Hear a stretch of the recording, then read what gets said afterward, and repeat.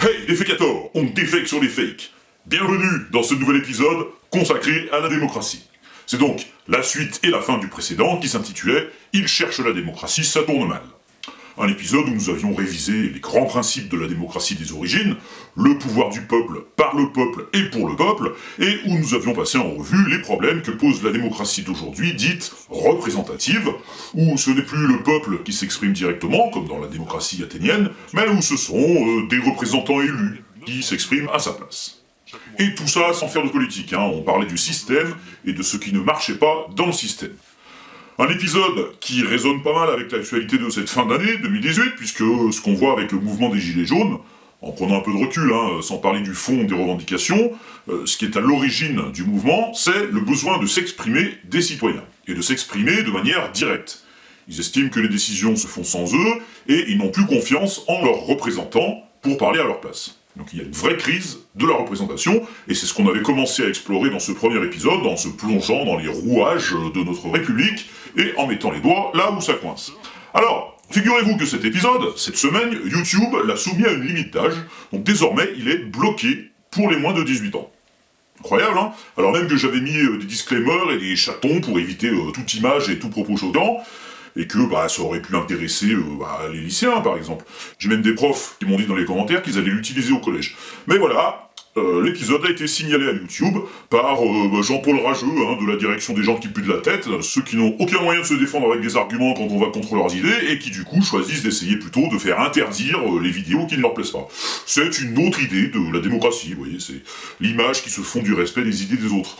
Du coup, moi je vais essayer de demander à YouTube de mettre une limitation sur le QI pour pouvoir accéder à la fonction de signalement. Un genre de système où il faudrait être capable d'écrire une phrase, pour expliquer pourquoi on essaye de faire bloquer les vidéos des autres, en dehors du fait d'être un vieux facho dégénéré, et quand je dis vieux, ça marche même pour les jeunes, dont le cerveau a moisi prématurément au contact d'idées putrides. Alors cet épisode, je l'ai remis en ligne une deuxième fois, pour bien signifier aux partisans de ces méthodes de fond de caniveau que ça ne m'intimide pas le moins du monde, et que je ne lâcherai rien.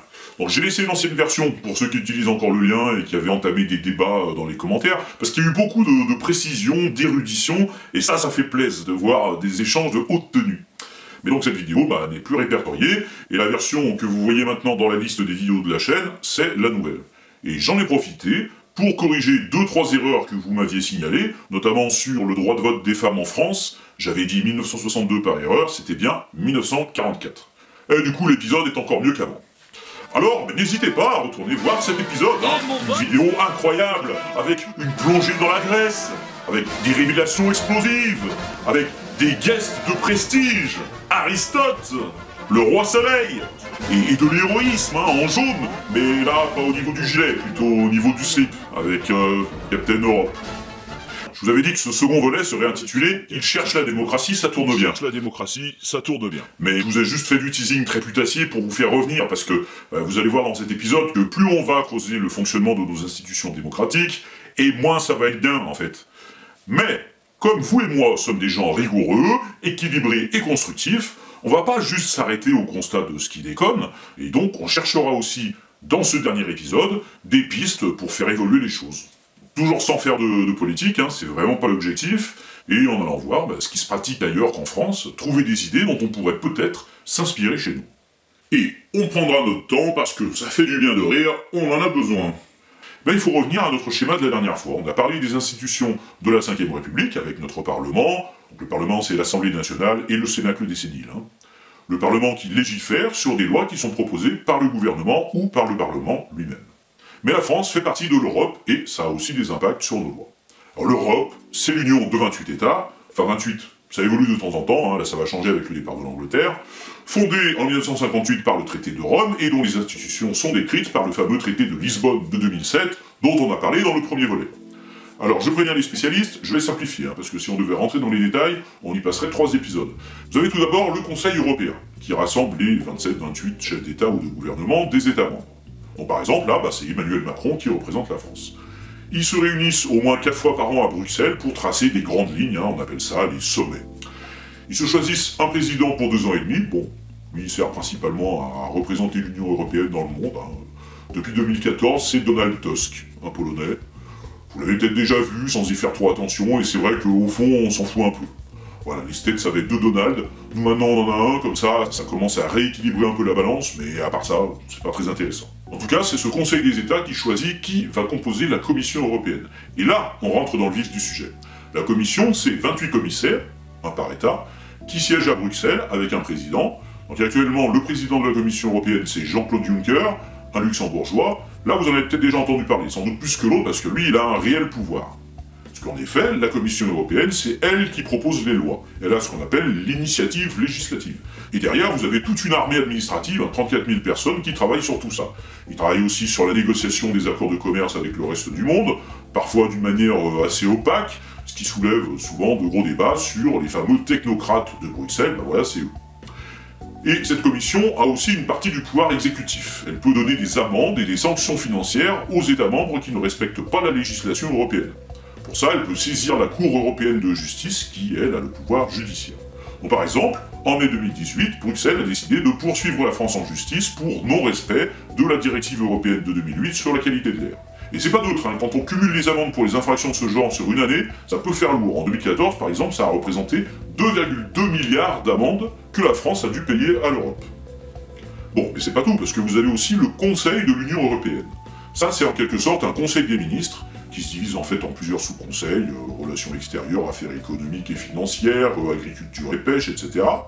Et dans ces conseils se réunissent les ministres de chaque État avec une présidence tournante. C'est chacun son tour pendant 6 mois. Ce conseil, il élabore le budget, il coordonne les politiques économiques des États membres et il s'assure que tout le monde les respecte bien. Sinon, lui aussi, il peut appliquer des amendes. Et il a aussi une partie du pouvoir législatif parce qu'il va pouvoir donner son avis sur les lois proposées par la Commission européenne. Bon, et vous allez me dire, le peuple, dans tout ça, à quel moment il s'exprime? Parce que jusque-là, dans ces 2 conseils, on a vu des représentants désignés par des représentants, parfois eux-mêmes désignés par des représentants. Donc là, on est dans un vrai millefeuille de démocratie représentative, et on commence quand même à être assez loin de la couche du peuple. Eh bien, pour compléter ce tableau, le peuple élit tous les 5 ans des représentants au Parlement européen, qui siège à Strasbourg pour les séances plénières, mais qui peut aussi se réunir à Bruxelles. Donc on a là 751 députés qui proviennent des 28 États, et à partir de 2019, 705 députés. Les États les plus peuplés sont ceux qui ont le plus de représentants. En 2014, l'Allemagne avait 96 sièges, la France 74. Mais par contre, on ne peut pas avoir moins de 6 représentants. Ce qui fait que déjà, il y a un problème d'inégalité. Les tout petits pays sont davantage représentés, parce que prenez Malte par exemple, 440 547 habitants, 6 députés. La France, 67 785 000 habitants, 74 députés. Autrement dit, un député maltais représente 74 424 habitants, alors qu'un député français représente 916 013 habitants. Donc, c'est pas équitable. Premier couac. Et le Parlement, eh bien, il vote les lois, donc il détient l'autre partie du pouvoir législatif. Mais attention, il n'est pas le seul à décider, puisqu'on a dit que le Conseil de l'Union européenne donnait son avis aussi. Alors, comment ça se passe? La Commission européenne prépare un projet de loi, le Parlement la reçoit, il peut décider de l'adopter ou de la modifier. Le texte de loi part alors en discussion dans l'une des 20 commissions du Parlement. Il y a des commissions pour tous les sujets, hein, le transport, la pêche, les affaires juridiques, etc. Et le texte modifié est ensuite représenté au Parlement devant les 751 députés qui décident alors de l'adopter ou pas. Mais parallèlement, ce texte de loi est également présenté au Conseil de l'Union européenne, les ministres, qui peuvent être d'accord ou pas avec ce qui est proposé. Et si les deux ne sont pas d'accord, Parlement et Conseil, eh ben ça bloque. Donc ils doivent se réunir pour discuter. Et du coup, ils invitent aussi à discuter les représentants de la Commission, hein, en partant du principe que plus on est de fous, moins il y a de riz, en supposant qu'ils mangent du riz. Hein. J'ai choisi ça parce que c'est neutre. A priori, le riz, ça choque ni les véganes, ni les carnivores. Donc il y a des gens des 3 institutions, ça s'appelle un trilogue, ça discute, ils cherchent un compromis, et une fois qu'ils l'ont trouvé, le texte repart au vote au Parlement et au Conseil des ministres. Et si tout le monde est d'accord, ben là, ça deviendra une loi européenne. Bon, je suis bien conscient que c'est très technique, hein, tout ça, et je sais que parmi vous, il y en a qui regardent la vidéo tard et qui risquent de piquer un peu du nez. Donc, dans le souci de procurer du bien-être à ceux qui ont du mal à suivre et qui voudraient s'endormir tranquille, et puis aussi, dans le but un peu plus bassement intéressé de céder à toutes les techniques à la mode, hein, comme je vous disais en début de vidéo, je vais vous faire la fin de cette partie sur l'Europe en mode ASMR. Hein, vous savez, c'est le principe de vous faire une relaxation sonore en chuchotant et en utilisant des bruits agréables. Donc, fermez les yeux, hein, même si vous voulez, je gère. Donc, si on résume, le Parlement est la seule institution européenne directement choisie par les citoyens, même s'ils ne sont pas tous représentés équitablement. Mais en réalité, il ne propose aucune loi. La seule chose qu'il peut faire, c'est d'apporter des retouches sur des projets de loi proposés par la Commission. Et encore, ces retouches sont discutées avec la Commission et les ministres. Il n'a même pas le pouvoir de décision finale, comme là notre Assemblée nationale par exemple. Et le peuple dans tout ça, il n'a qu'un pouvoir très délégué. Et il y a 500 millions d'Européens, 28 pays, c'est pas rien. Il a bien fallu trouver un moyen de fonctionner tous ensemble qui satisfasse tout le monde. Et c'est tout le problème de rechercher le compromis, ça finit par faire des usines à gaz. Mais attention, je reprécise bien, je ne suis pas là spécialement pour parler de politique ou pour vous dire qu'il faut quitter l'Europe ou y rester. Bien sûr qu'il y a du contre l'Europe, mais il y a aussi du pour. Il faut quand même rappeler qu'à la base, la construction européenne, elle s'est faite après la guerre et elle a amené une stabilité qu'on n'avait jamais eue avant. Ça, c'est un fait. Il n'y a plus de guerre depuis 60 ans entre les pays membres. Donc au départ, c'est quand même une grande idée. Voilà, ben ça c'est bien de le dire. Chance sur l'accès, là. En tout cas, bon, pour ou contre, c'est pas le sujet. Dans cette série de vidéos, ce qu'on cherche, c'est ce qui est démocratique ou ce qui ne l'est pas. Bon, bah, désolé pour ceux que ça aura réveillé, hein, l'intervention du soldat Europe, là. Alors, il y a bien une tendance un peu plus extrême de la SMR qui vise à vous aider à mieux vous endormir. Mais ça, franchement, j'ai un peu plus de mal. Si vous êtes non seulement en manque de sommeil, mais aussi en manque affectif, bah là, vous avez la tendance roleplay. Donc, ce sont des filles qui s'adressent à vous comme si elles étaient votre meuf, hein, et elles vous parlent sur l'oreiller avant de s'endormir. Je vous préviens, c'est chelou.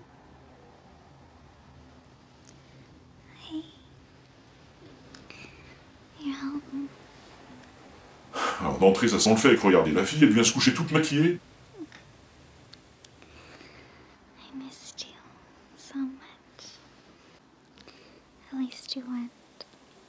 Et qui va croire à ça? En tout cas pas moi, et pendant qu'elle me raconte sa life, là, je me dis qu'elle va nous foutre du rouge à lèvres et du fond de teint plein l'oreiller et plein la couette. En plus, au réveil, ça va lui faire une sacrée tronche. Hein. Elle vous aura fait ASMR le soir, le petit matin, ça va plutôt être « Ah, sa mère !» tout court. Bon, puis là, plus loin, il y a un moment où elle nous embrasse partout, mais genre vraiment n'importe où. Bah, je me demande comment elle se figure qu'on est tourné. Qui est-ce l'embrasse, là? Nos cheveux? Personne ne fait ça. Mais le pire, c'est la fin. La meuf s'endort, donc en même temps, je vais vous dire, ça fait 20 minutes qu'elle parlait, donc moi, à ce stade, j'en pouvais plus. Hein. J'avais qu'une envie, c'était qu'elle se taise pour pouvoir pioncer. Donc, coup de bol, elle parle pas en dormant, c'est déjà ça, mais là, est-ce qu'il n'y a pas un truc qui cloche pour vous? Toujours pas? Ok, bah pour vous montrer, je vais vous en faire un, moi, d'ASMR roleplay. Mais un plus réaliste. Vous allez mieux comprendre. Oh merde.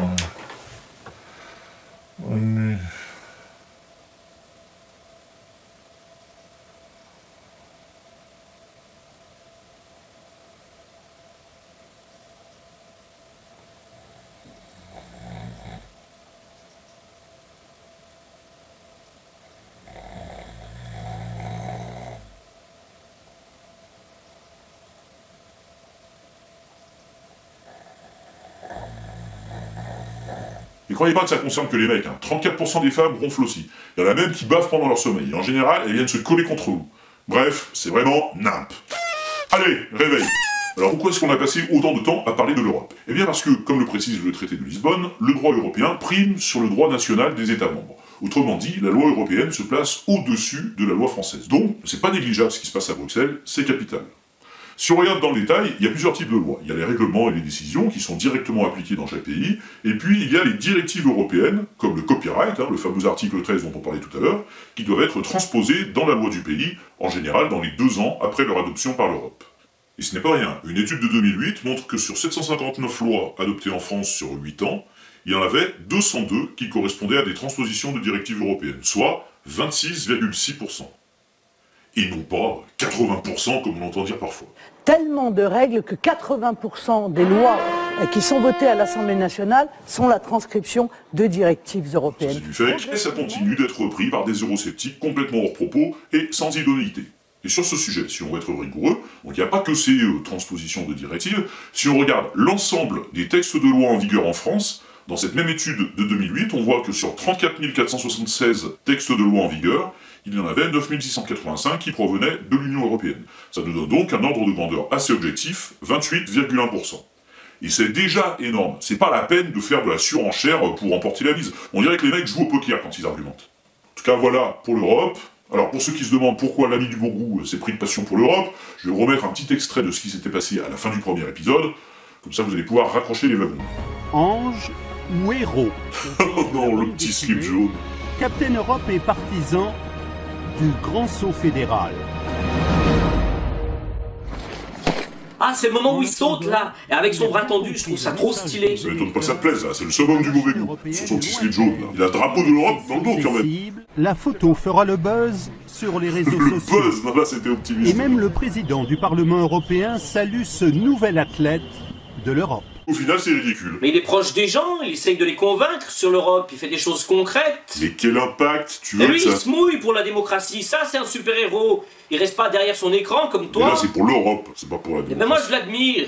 En plus j'ai vu, il a dit qu'il prenait sa retraite, ben moi je vais prendre la suite. Et je serai peut-être pas tout de suite au niveau pour être Captain Europe, d'accord? Mais par exemple, Sergent Europe. Sergent Europe. Eh ouais, et moi je vais y aller sur le terrain de la campagne française, voir les gens et faire des selfies avec le drapeau de l'Europe. Ce que tu vas trouver, c'est des emmerdes. Ils vont te démonter. Mais qu'est-ce que t'en sais? Tu crois que je me laisse facilement démonter? Ah non, mais je te parle de physiquement déjà. Ils vont te démonter. Tu pourras même pas... De toute dire façon, ton- essaye pas de me dissuader, moi c'est décidé, j'y vais. Alors... Mais écoute au moins les conseils, t'es pas prêt. T'es pas prêt pour ce qui va t'arriver là, je te dis que... Eh ben entraîne-moi alors, comme ça quand j'irai, je serai prêt.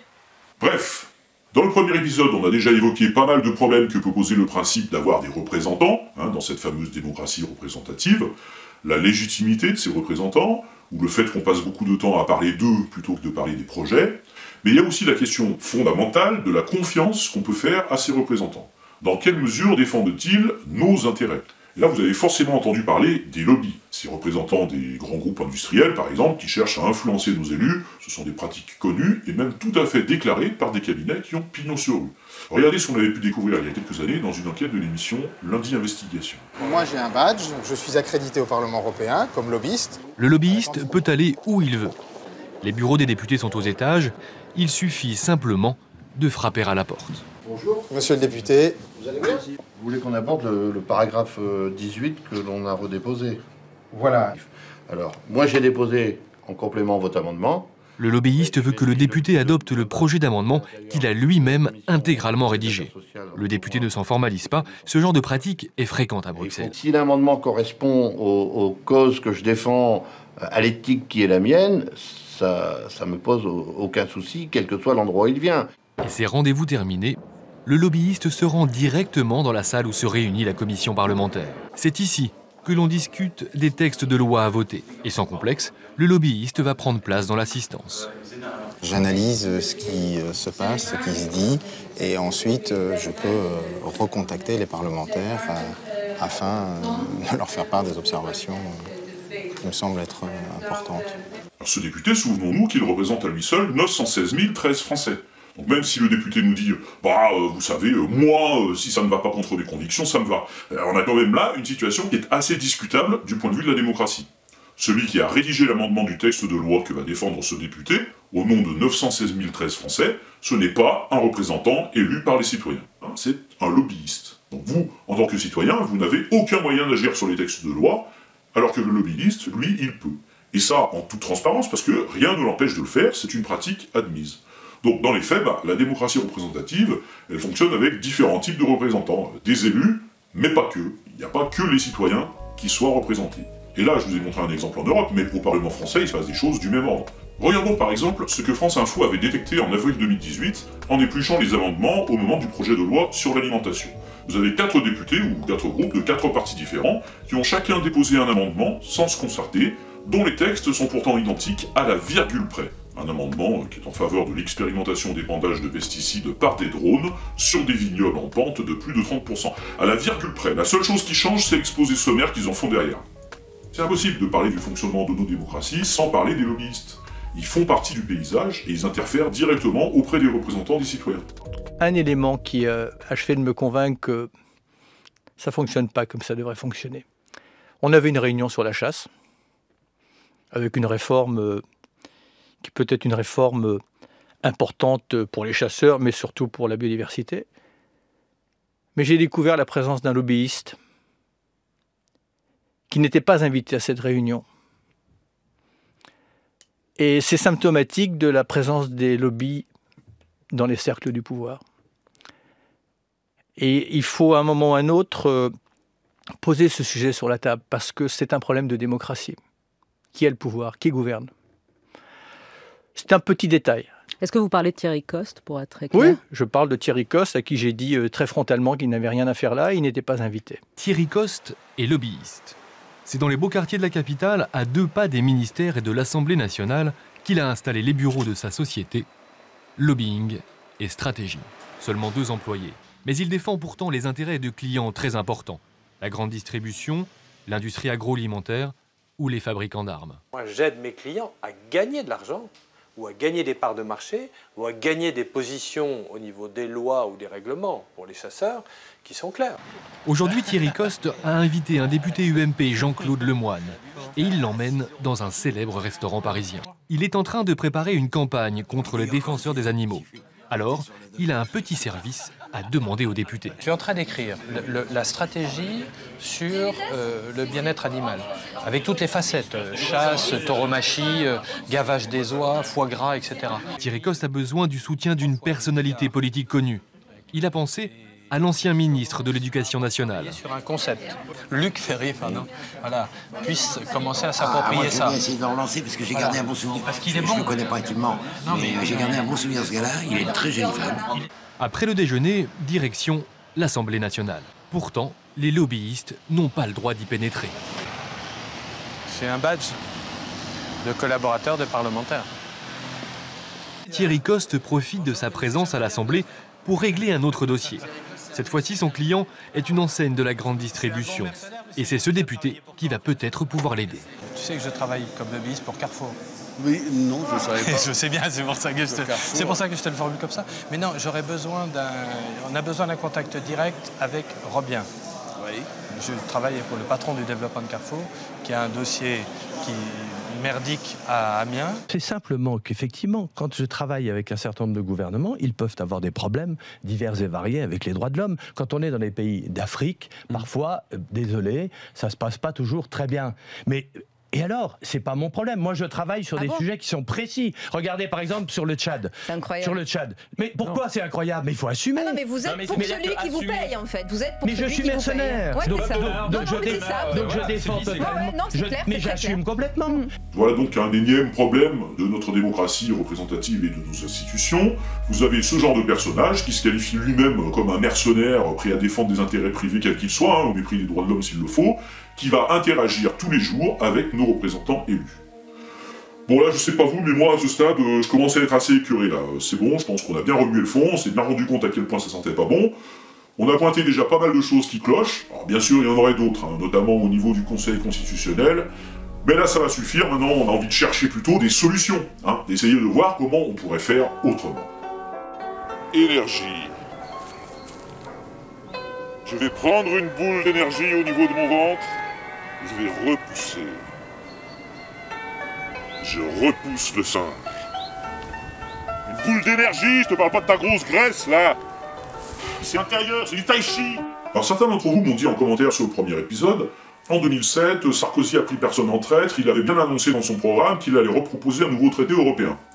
Oui, mais voilà tout le problème. Vous élisez quelqu'un pour 5 ans sur la base d'un programme qui est juste une vague liste, dans laquelle le candidat va vous mélanger du traité européen, de l'économique, du social, de la sécurité, de l'éducation, et vous êtes censé accepter tout ça d'un bloc. Si par exemple en 2007, quelqu'un avait voulu voter pour Sarkozy parce qu'il disait travailler plus pour gagner plus, mais pas pour qu'il refasse un traité européen, il n'y avait pas moyen. Quand vous choisissez un candidat, implicitement vous acceptez tout ce que ce candidat fera pendant 5 ans, tant qu'il aura l'aval de l'Assemblée, vous n'aurez aucun moyen d'aller contre et il pourra toujours dire « j'ai été élu, c'est la démocratie ». Il devrait plutôt préciser « c'est la démocratie représentative », mais bon, il en a rien à carrer d'être rigoureux, il dit ce qu'il veut, on lui a donné le pouvoir. Et du coup, vous vous retrouvez à subir des décisions contre lesquelles la seule issue qui reste, c'est la manifestation une fois que les décisions seront prises. Donc franchement, la démocratie, c'est super. Alors, à l'occasion de la crise des Gilets jaunes, on a pu entendre des gens qui avançaient des solutions, Donc ça et là, chez les politiques, on a pu entendre « la solution, c'est de faire des élections législatives avec un mode de scrutin proportionnel », c'est-à-dire que chaque parti obtienne à l'Assemblée un nombre de sièges proportionnel à son nombre de voix, pour que l'Assemblée représente mieux l'opinion. Ok, ça, ce sont juste des représentants qui font une proposition pour essayer de sauver le système de la représentation en améliorant sa représentativité, mais ça va rien résoudre au problème de fond dont on vient de parler, c'est-à-dire que les décisions seront toujours prises par des représentants, peut-être mieux choisis, mais qui au final décideront quand même sans le peuple. Bon, il y a eu aussi la réponse du président, alors il a pris des mesures pour calmer le jeu, là je vais pas rentrer sur le fond de ce qu'il a proposé, c'est pas mon propos.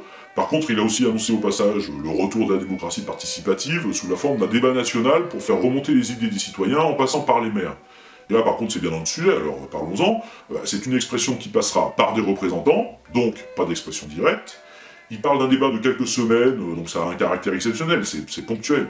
Et puis c'est pour une simple consultation, c'est pas pour décider de quelque chose, donc ça apporte pas vraiment de solution à notre problématique. Donc, si le but c'est de se mettre en marche vers la démocratie participative, avec une mesure aussi minimaliste, on se couchera pas avec des ampoules au pied. Bon, mais attention, on a eu aussi de sacrées énormités démocratiques de la part de certains représentants des Gilets jaunes quand ils ont pris la parole publiquement. Par exemple, vous avez celui qui parle bien, avec un bel aplomb, mais qui aurait voulu nous refaire le coup du général de Gaulle. S'il n'y a pas une prise de conscience collective, le week-end prochain, nous partons encore à la catastrophe. Donc il est temps aujourd'hui que le gouvernement soit disqualifié et que... Moi, je verrais bien un général De Villiers à la tête du gouvernement. Voilà. Un homme de poigne et qui s'entoure de personnes... De Villiers, vous avez dit? Oui, le général. Pas le... Un militaire. Oui, tout à fait. Donc là, on est dans le putsch, hein. Sa solution à lui, c'est de chasser les représentants élus pour les remplacer par des militaires. C'est vrai, ça va sûrement bien faire évoluer la démocratie, tout ça. Et puis, ce qui est ouf, il est invité à la radio, on lui a offert une tribune pour parler au nom de son collectif, mais là, après quelques minutes d'interview, il se lâche, il représente plus que lui-même, il donne son avis perso, on l'entend, hein, il dit plus « nous pensons », il dit « je ». Et vous avez comme ça un certain nombre de gens qui ont émergé à l'occasion de ce conflit, qui ont été mis en avant parce qu'ils étaient très forts dans l'expression de la colère, hein, et ça, à l'heure des réseaux sociaux qui sont le triomphe du ressenti et de la réaction épidermique, forcément ça tourne bien, hein, on fait circuler ce qui résonne avec nos propres émotions. Seulement voilà, exprimer son ressenti, ça suffit pas derrière, si on veut commencer à trouver des solutions, faut quand même redescendre un peu, retrouver toute sa lucidité. L'exemple, c'est le fameux Fly Rider, donc lui, en plein conflit, il s'est fait retourner le cerveau par un prétendu bienfaiteur de l'humanité, et il nous l'a présenté comme le Messie. Les Gilets jaunes de la Côte d'Azur, ceux qui sont à côté de Nice, ont été contactés par un représentant d'un monsieur qui a été particulièrement sensible aux revendications du mouvement. Ce monsieur, donc là je peux vous le confirmer, ce monsieur a une puissance d'action qui nous permettrait de réaliser nos revendications à court, moyen et long terme. Voilà, cette personne est à côté de moi, mais je peux pas vous la montrer pour l'instant. Non, je peux pas, je vous jure les gars que vous saurez qui c'est, je vous donne ma parole, mais je peux pas vous le montrer maintenant. Si je vous le montre maintenant, ça sert à rien du tout. Là, je peux te dire qu'avec ce qu'ils vont savoir quand ils auront le nom de cette personne, rien que le nom de cette personne en fait, dès qu'ils vont savoir que c'est cette personne-là, ils vont avoir très peur. Hein. Ils vont avoir très peur et nous, on va pouvoir sauter de joie. Nous. Et je vous garantis, et j'ai le sourire parce que ça m'a bien remis le sourire, qu'avec ce que j'ai vu ce soir, eh ben, on est loin d'être dans la merde. Mais c'est plutôt eux qui sont dans la merde. Clairement, là, il nous a trouvé un Illuminati. En arrivant, le gars, il me dit, je vais vous faire signer une clause de confidentialité, si vous voulez bien. Sur 30 feuilles que j'ai vues ce soir, si vous envoyez une seule, ça déclencherait une guerre mondiale en même pas un mois. D'accord? Ah bah non, mon nom est Philippe Argilier. Donc, après 3 jours de mystère, il a enfin révélé son identité, alors que 3 jours plus tôt, soi-disant, ça aurait tout fait caboter. Hein. Il fallait d'abord que le mouvement se structure et tout, et puis finalement, 3 jours après, allez, tant pis, c'est bon. Donc, le sauveur s'appelle Philippe Argilier, ok.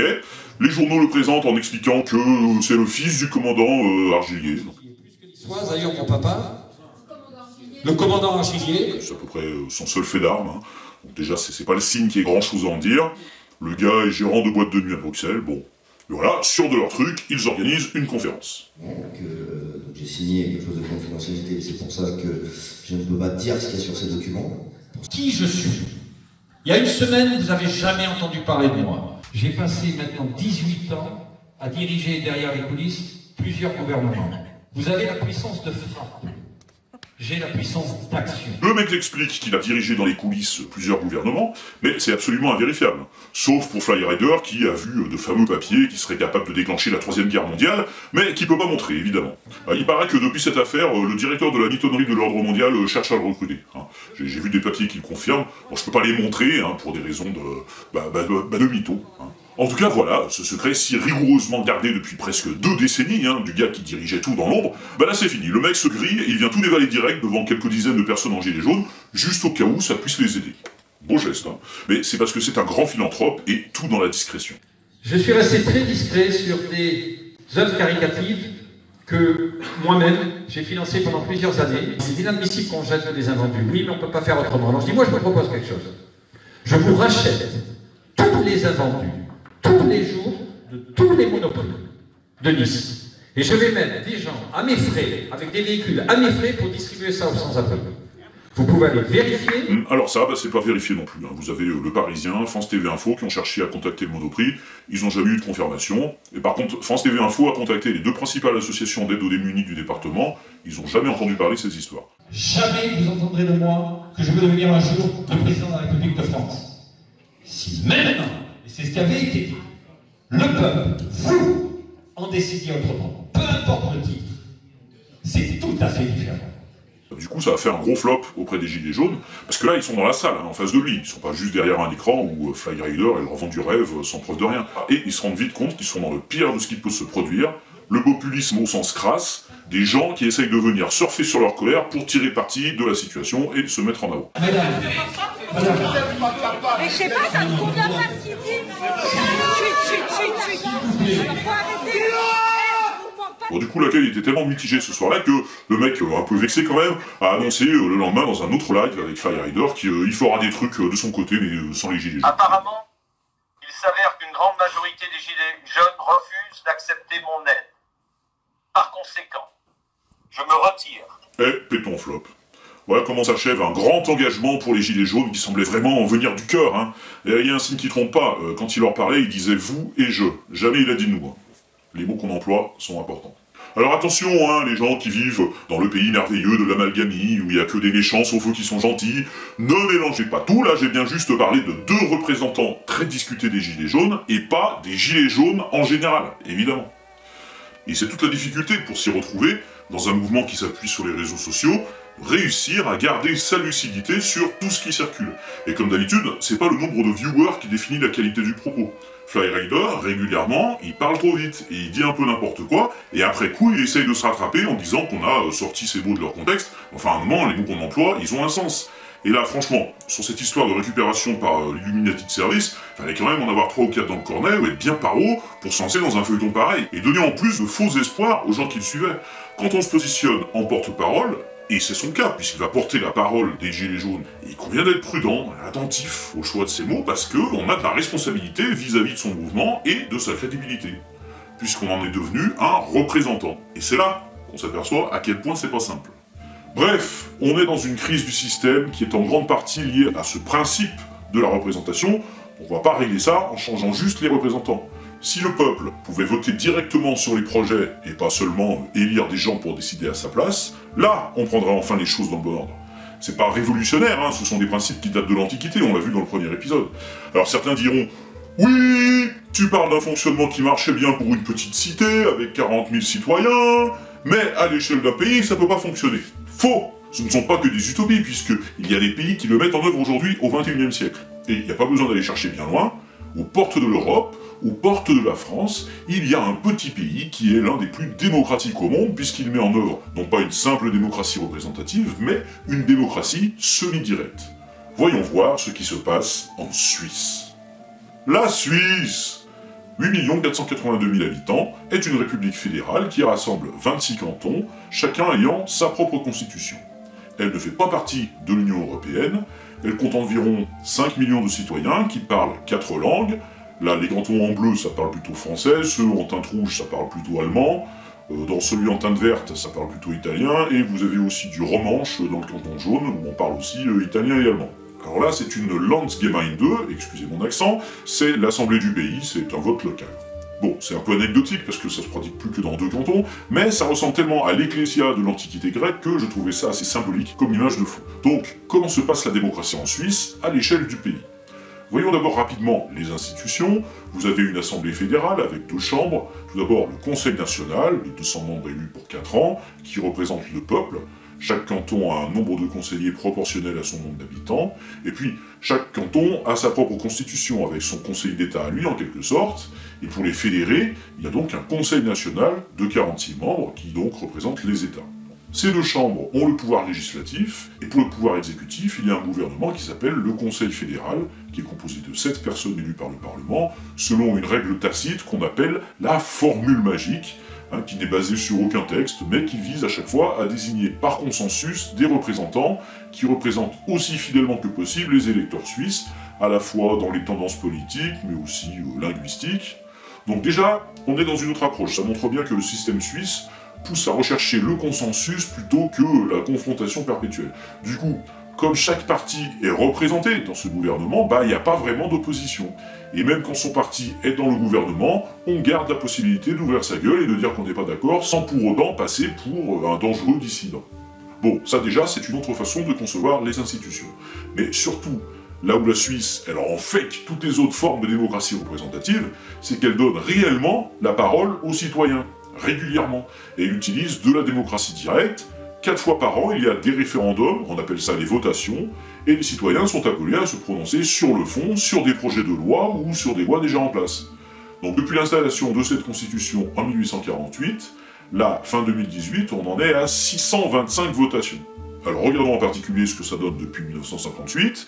Il y a eu 435 questions posées aux citoyens suisses, et dans le même temps, en France, dans la Ve République, on avait vu dans le premier épisode que les Français ont voté 10 fois. Je pense que ça se passe de commentaires. Alors, on vote pour tout. Regardons un peu ce qu'il y a au menu de ces votations. Dans la dernière votation du 25 novembre, il y avait 3 questions posées. On demandait aux citoyens son avis sur une modification de la loi sur les assurances sociales, une question pour dire si c'est la constitution suisse qui doit primer sur les traités internationaux, quand la Suisse signe des traités internationaux qui sont en contradiction avec ses lois, et une question sur la dignité des vaches à cornes, pour savoir si on doit continuer à couper les cornes des vaches d'élevage ou pas. Alors la fois d'avant, en septembre, ça portait sur les voies cyclables et les sentiers pédestres, ou sur la production d'aliments équitables, et ça peut porter sur tous les sujets de société, la laïcité, la retraite, la PMA. En mai 2017, par exemple, ils ont voté leur loi sur l'énergie, c'est-à-dire que, de manière assez incroyable, vous avez un pays où on demande aux citoyens eux-mêmes de choisir comment ils veulent produire leur énergie. Donc, truc de ouf, des décisions qui les engagent sur les siècles à venir, on estime qu'ils sont assez responsables pour les prendre eux-mêmes. Elles ne sont pas laissées uniquement dans les mains de décisionnaires qui voient à court terme. Et en l'occurrence, à 58%, ils se sont prononcés d'abord pour réduire la consommation d'énergie, et puis contre la construction de nouvelles centrales nucléaires, et pour le développement du renouvelable, hydraulique, biomasse, solaire, géothermie. Alors, vous vous dites peut-être, mais wow, moi par exemple, sur le nucléaire, ça va, parce que j'avais vu la vidéo de Déficator, mais les vaches à cornes ou les assurances sociales, j'y connais rien. Donc, si on demande leur avis aux citoyens, comment ils peuvent se faire une idée pour savoir quoi répondre? Eh bien, là où c'est quand même bien fichu, c'est que, sur le site du Conseil fédéral, pour chaque votation, vous avez des explications. D'abord, vous trouvez des vidéos explicatives. La Suisse conclut des traités internationaux pour régler ses relations politiques. Et puis vous avez une brochure qui est envoyée par la poste à tous les votants. Et là, je remercie Derek, qui est l'un des abonnés suisses de la chaîne, de m'avoir fait passer ces exemples, juste après le premier épisode. Donc, chaque citoyen suisse reçoit du matériel de vote. Il faut savoir qu'il n'a pas besoin de se déplacer dans un bureau de vote. Il peut voter par correspondance. Et là-dedans, on vous donne, pour chaque objet sur lequel vous allez voter, d'abord le contexte, et puis ensuite les arguments de ceux qui sont pour, et les arguments de ceux qui sont contre. Et on vous dit en particulier ce qu'en a pensé le Conseil fédéral après son propre vote. Donc là, allez d'accord, j'ai pris les vaches à cornes parce que je suis sûr que les véganes y seront attentifs, et aussi pour ceux qui mangent du kebab avec du veau, ça vous concerne tous. Donc, dans les arguments pour la dignité des animaux de rente agricole, donc pour que les vaches gardent leurs cornes, il y a le fait que 20% des veaux écornés souffrent de douleurs chroniques, et que ce ne serait pas une interdiction complète de l'écornage, mais que ça laisserait à l'éleveur la liberté de choisir. Et dans les arguments contre, il y a le fait que ça accroît les risques de blessures, parce que si vous leur coupez pas les cornes, elles se font mal, même involontairement, rien qu'en se tendant dans une étable, donc du coup il faut faire des étables plus grandes, et au final ça coûterait plus cher à la Confédération pour financer tous ces investissements. Et vous avez bien sûr le texte complet qui est soumis au vote. Alors pour ceux qui ont besoin d'être assistés dans leur vote et de prendre du prêt à penser, il y a aussi un petit feuillet en annexe qui donne les positions des différents partis politiques, bref, chacun a toutes les infos pour se décider. Et alors du coup, le débat politique en Suisse, il consiste pas à discuter des heures de savoir si Macron il est trop jeune ou si Le Pen saurait bien tenir tête à la Merkel, il consiste à débattre de chaque sujet qui est soumis au vote, et citez-moi un homme ou une femme politique suisse par exemple, voilà, vous en êtes bien incapable, parce qu'on s'en fout. Ce qui compte, c'est le fond. Et encore, on n'a pas vu le meilleur. Regardons bien les titres des objets des votations. Parfois, ce sont des lois fédérales sur lesquelles le citoyen doit se prononcer, mais parfois, ce sont des initiatives populaires. Alors, qu'est-ce que c'est que ça? Eh bien, ce sont des projets de loi qui viennent du peuple. Et là, on retrouve de grands principes de la démocratie athénienne. Donc, si vous avez une proposition de loi, la Constitution suisse vous donne les moyens de la soumettre à la votation populaire. Pour ça, il faut que vous fassiez une pétition et que vous parveniez à recueillir 100 000 signatures. Le dépôt des signatures à la chancellerie fédérale est un événement largement médiatisé. Ça représente 2% du nombre total de citoyens. Ici, on vérifie l'identité et l'inscription des signataires sur les listes électorales de la ville. Ce service emploie 8 agents municipaux chargés de vérifier en moyenne 150 000 signatures par an. Et vous avez aussi ce qu'on appelle le référendum facultatif, qui là, permet de s'opposer à l'entrée en vigueur d'une loi qui a été votée par le Parlement. Parce qu'à la base, le peuple n'est pas consulté sur tous les projets de loi, parce que là, effectivement, ça ferait beaucoup. Mais donc lorsqu'une nouvelle loi est annoncée dans ce qu'on appelle la feuille fédérale, les citoyens ont 100 jours avant son entrée en vigueur pour faire, s'ils le souhaitent, une pétition. Et là, s'ils recueillent 50 000 signatures, c'est-à-dire 1% du nombre total de citoyens, la loi devrait être soumise au référendum. Autrement dit, en Suisse, on n'a pas besoin de foutre un bordel monumental dans tout le pays et qu'il y ait des blessés ou des morts pour qu'un gouvernement revienne en arrière sur un projet de nouvelle taxe sur les carburants, par exemple. C'est prévu dans la Constitution. Donc vu d'ici, la Suisse, ça a quand même l'air assez sympa, hein. Ça donnerait envie de continuer d'essayer de lever le voile sur tout ça. Bon, évidemment, il y a des esprits chagrins qui vont nous dire oui, l'herbe elle a toujours l'air plus verte dans le prix d'en face, n'empêche que le principe d'initiative citoyenne, ça existe aussi en France et en Europe. Alors cela, préparez-vous à ce qu'on vous rie à la face, parce que c'est vrai que ça existe, hein, mais regardons ça de plus près. Vous n'allez pas être déçus du voyage. Donc en France, il y a d'abord l'initiative citoyenne, créée en 2008 par Nicolas Sarkozy. Tout citoyen qui estime que quelqu'un devrait être nommé pour recevoir la Légion d'honneur peut aller désigner la personne à son préfet. Et s'il y a 50 personnes qui soutiennent la proposition, elle devra obligatoirement être examinée par le préfet. Ça, c'est l'initiative citoyenne à la française. C'est très intéressant. Bon, j'exagère, hein. Heureusement, il n'y a pas que ça, hein, parce que jusque-là, c'est à peu près aussi utile aux citoyens qu'une cage à lion sur la banquise. Hein. Non, il y a aussi le référendum d'initiative partagée, qui est aussi un apport essentiel de Nicolas Sarkozy en 2008 à la Constitution française. Hein. On sent, je sais pas, on sent qu'en 2008, il avait un truc à se faire pardonner, hein, pour s'investir autant pour le citoyen. Donc, ça c'est entré en vigueur depuis 2015, mais bizarrement, vous allez voir, ça n'a jamais été utilisé. On se demande bien pourquoi. Donc, le référendum d'initiative partagée, c'est une proposition de loi, mais qui doit être déposée par le Parlement. Hein. C'est pas directement les citoyens, alors vous avez cru quoi? Non, les citoyens, ils peuvent proposer des gens à la Légion d'honneur, c'est déjà beaucoup. Donc, au moins 1/5 des membres du Parlement, 20%, c'est-à-dire 185 députés ou sénateurs sur 925 au total, doivent déposer une proposition. Et ça ne doit pas viser à abroger une loi qui a été promulguée depuis moins d'1 an, hein, il faut que ce soit un truc nouveau. Et il faut alors que la proposition recueille des soutiens, donc là, c'est un système de pétition électronique qui va être mis en œuvre par le ministère de l'Intérieur lui-même, et il faut qu'en 9 mois, la proposition soit soutenue par au moins 10% des citoyens, soit 4,6 millions d'électeurs. Et après tout ça, la proposition doit être examinée au moins une fois par les deux assemblées, Assemblée nationale et Sénat. Pas forcément approuvée, hein, juste examiner, ça suffit, ils peuvent la rejeter et ça se terminera là. Mais bon, si jamais elle n'avait pas été examinée à temps par les assemblées, donc dans un délai de 6 mois, et là on a du mal à comprendre ce qui pourrait l'en empêcher, mais bon, là seulement, le président la soumettrait au peuple par référendum. Donc, vous avez bien compris le principe, hein, il y a tellement de conditions à remplir que ce serait comme de demander à un partisan de la Terre plate de faire preuve de logique, ça n'arrivera jamais. Donc, l'herbe est plus verte en Suisse qu'en France, ça se confirme. Alors, sinon, vous avez également l'initiative citoyenne européenne. Donc là, c'est aussi un beau parcours du combattant démocratique. Ça nous vient du traité de Lisbonne, c'est en application depuis 2012. Un comité de citoyens d'au moins 7 citoyens résidant dans au moins 7 États peut déposer une proposition d'initiative qui ne peut pas viser à destituer une loi ou un traité, hein, mais là aussi proposer quelque chose de nouveau, qui ne soit pas vexatoire ou fantaisiste et qui ne soit pas contraire aux valeurs de l'Union européenne. Donc, après avoir été enregistrée par la Commission européenne, la proposition doit recueillir au moins 1 million de signatures dans au moins un quart des États membres. Suite à quoi, la Commission dispose de 3 mois pour étudier l'initiative et dire si elle l'accepte ou si elle la rejette. Donc c'est plus abordable, mais ça reste complètement soumis aux décisions de la Commission. Alors vous pouvez aller voir sur le site de la Commission européenne, hein, en fait, il n'y a rien qui aboutit. Sur plus d'une quarantaine d'initiatives en 6 ans, il y a 4 initiatives qui ont réussi à remplir les conditions nécessaires pour être examinées par la Commission européenne, qui ensuite les a toutes rejetées. C'est la souplesse de l'Europe. Ah, alors, en fait, comment ça avance cette histoire? Alors attention, petit, parce que si tu manges trop de ce que prépare cette dame, tu vas devoir aller chez ce monsieur. Et puis, si tu manges trop de ce que prépare ce monsieur-là, eh ben tu vas finir comme ça. Et tu pourras plus bouger ta graisse à l'entraînement. Tu vois ce qui se passe? Allez, c'est mou là, allez, sergent Europe, c'est mou. C'est pas gagné. Ah, au fait, et en parlant de veaux, ils ont décidé quoi finalement pour les vaches à cornes? Eh ben, ils ont voté non à l'initiative populaire. C'est-à-dire que du coup, il n'y aura pas d'aide pour les éleveurs qui décideraient de ne plus les couper.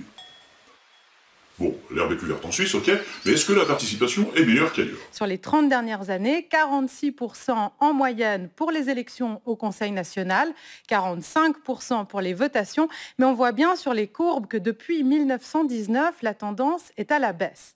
Cela dit, des vrais abstentionnistes, il n'y en a pas tant que ça. Selon une étude du politologue Pascal Chiarini à Genève, ils ne sont que 10% à s'abstenir durant 30 votations successives. En fait, en Suisse, on est sélectif. C'est lié à notre système de démocratie directe qui nous appelle souvent aux urnes. Ok, donc le Suisse est sélectif. Mais le français aussi, hein, on va pas se mentir. Si le taux de participation en Suisse pour les votations est de 45%, ça nous fait donc une abstention à 55%. Bah, honnêtement, en France, à part pour l'élection présidentielle où ça se mobilise bien, on fait pas vraiment mieux. Alors, on va pas comparer des choux et des fraises, ou du soda avec du Gewürztraminer, on n'a pas la même culture démocratique. Mais ce qui est évident, c'est qu'en France, on a déjà un régime qui s'essouffle au niveau de la participation, alors qu'on est loin de voter 4 fois par an. Bon, mais ceux que le sujet n'intéresse pas, pourquoi devraient-ils absolument donner un avis? Si le sujet ne les concerne pas, ou qu'ils ne se sentent pas de légitimité à se prononcer dessus, est-ce qu'il vaut mieux pas qu'ils s'abstiennent plutôt que de donner un avis au hasard? Ça, c'est une vraie question. Alors, sur des sujets pointus qui nécessitent peut-être un peu plus qu'une simple brochure avec quelques lignes d'arguments pour et quelques lignes d'arguments contre, comment peut-on faire pour donner la parole aux citoyens et s'assurer qu'il ait une vraie position réfléchie? Les citoyens sont en droit d'exiger qu'on fasse ce qu'ils ont décidé. Alors évidemment, quand on dit ça à des chercheurs, les citoyens ne comprennent rien, qu'est-ce qu'ils vont, ils vont raconter n'importe quoi, on ne peut pas se fier à des gens qui n'ont pas une éducation scientifique.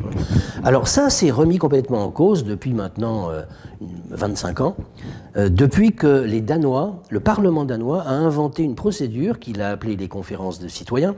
Alors, ce monsieur, c'est Jacques Testard, qui était un grand biologiste. Maintenant, il est retraité, et depuis quelques années, avec un collectif qui s'appelle Sciences Citoyennes, il essaye de proposer ce modèle en France qu'ils appellent les conventions de citoyens, et qui a donc fait ses preuves à l'étranger, puisque par exemple, c'est à partir d'une procédure comme celle-là que l'Irlande a choisi de réviser sa constitution en 2013. Donc comment ça se passe? Un petit groupe de personnes tirées au sort, un jury citoyen, donc on appelle ça la convention de citoyens, et dans cette convention, ces gens tirés au sort, donc qui n'ont pas d'intérêt particulier, vont recevoir une formation complète et contradictoire. Contradictoire, ça veut dire qu'on va leur donner des points de vue d'experts différents. Donc, on réunit des citoyens tirés au sort, et là il ne l'a pas dit, mais il en parle bien dans son bouquin, on s'efforce quand même d'avoir un échantillon représentatif de la population.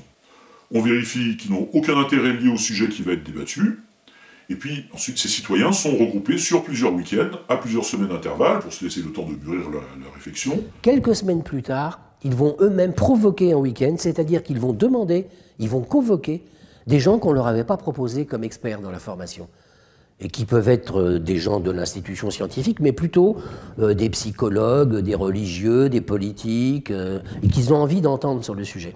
Et ils vont les interroger, ils vont les cuisiner, et puis après ça, ils vont discuter entre eux, ces citoyens, et ils vont rédiger un rapport, tout seuls. C'est-à-dire qu'il n'y a pas quelqu'un qui leur tient la main, comme c'est actuellement souvent dans les débats publics, ou où il y a... on pense quand même que le citoyen est un être inférieur à l'expert, et il y a toujours un expert qui vient pour aider. On n'a pas besoin d'aider les citoyens quand ils sont formés comme ça. Donc voilà un outil démocratique qui peut être intéressant lorsqu'on veut obtenir une décision citoyenne, sans avoir pour autant les moyens de former toute la population pour répondre.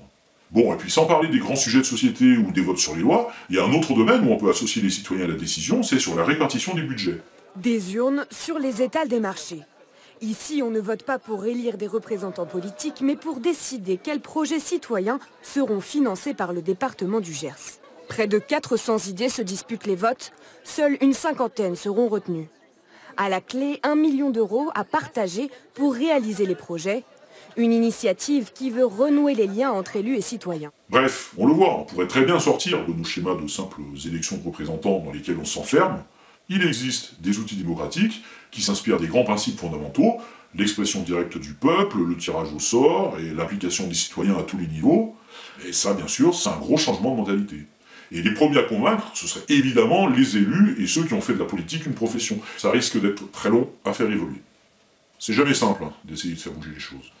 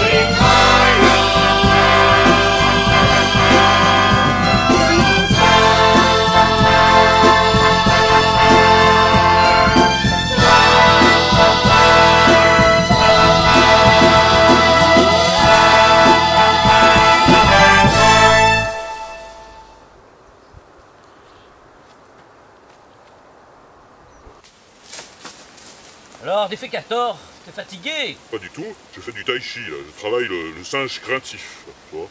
Bon, bah, moi je vais y aller, je le sens, je suis prêt. Mais qu'est-ce que tu... T'as trop pris la confiance, t'es pas prêt du tout. Tai chi partout dans la nature, moi je vais faire quelque chose de concret. Tu vas aller où? Dans la vallée, ils sont tous contre l'Europe, hein. Tu vas être emmerdé, c'est tout.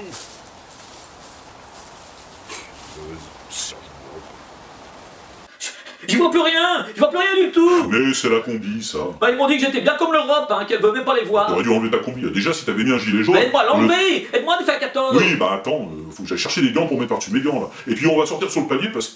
Oh là là, mais qu'est-ce que ça pue! Mais moi je sens rien, je dois en avoir dans le nez. Et dis donc, et ton téléphone, il est où? Y'a plus rien sur ta perche, là. Bah elle a dû rester dans la fosse à Purin. Ah mais moi j'y retourne pas, hein, c'est bon. Bah l'Europe ça se fera sans moi. Hein. Bref, c'est pas la peine d'attendre un super-héros qui viendra sauver la démocratie, hein. Captain Europe, ou un général, un Illuminati, un homme ou une femme politique providentielle, ça n'existe pas. De toute façon, on l'a vu, c'est pas de désigner des nouveaux représentants à la place des anciens représentants qui va régler le problème de fond. Démocratie, c'est le pouvoir au peuple, démos. Donc la seule solution, c'est nous, c'est le peuple. Alors évidemment, il faut déjà que le peuple s'intéresse vraiment à la question, parce que bon, qu'il exprime sa colère, très bien, et qu'il remette en cause, ça, c'est une chose salutaire, mais il ne peut pas se contenter juste de gueuler un coup et puis de s'en remettre derrière à quelqu'un qui viendrait tout régler pour lui. Donc, il faut qu'il s'informe, qu'il participe et qu'il s'implique à tous les niveaux possibles pour que ça évolue. Sinon, eh ben, ça se fera sans lui, comme d'habitude. Donc c'est pas le tout de gueuler contre le système, il va falloir apprendre à connaître comment il fonctionne vraiment, mettre le nez dans la merde, quoi, s'impliquer. Ah, c'est bon, hein. Et ensuite, commencer à remettre de la démocratie à tous les niveaux, à chaque fois que ce sera possible. Il y a un débat national, il y a des représentants en mairie ou autre, eh ben c'est l'occasion d'aller les interpeller, faire passer des initiatives s'il le faut. On a vu qu'il existe des outils de vraie démocratie directe, j'en ai montré quelques-uns, il en existe d'autres, hein. Ben, c'est l'occasion de faire remonter qu'on a envie de les utiliser. Parce qu'on peut pas être en critique perpétuelle de la société sans chercher à les faire évoluer, hein, ou alors c'est stérile. Bref, voilà ce qu'on pourrait dire après ces deux épisodes, où j'ai essayé de rester aussi objectif que possible. Il faut se bouger. Mais comme d'habitude, hein, surtout, rester sur ses gardes avec l'esprit affûté pour pas se faire avoir par des charlatans populistes, hein, quel que soit leur bord, qui vont prétendre penser à notre place et qui vont essayer de profiter de la situation. Allez, que l'obscurantisme retourne à l'obscurité. Tchou! Tchou! Rien de moi ça. Mais en plus ils m'ont fait manger du foin, tu crois que je vais attraper la vache folle? Mais non, mais ça n'a rien à voir ça.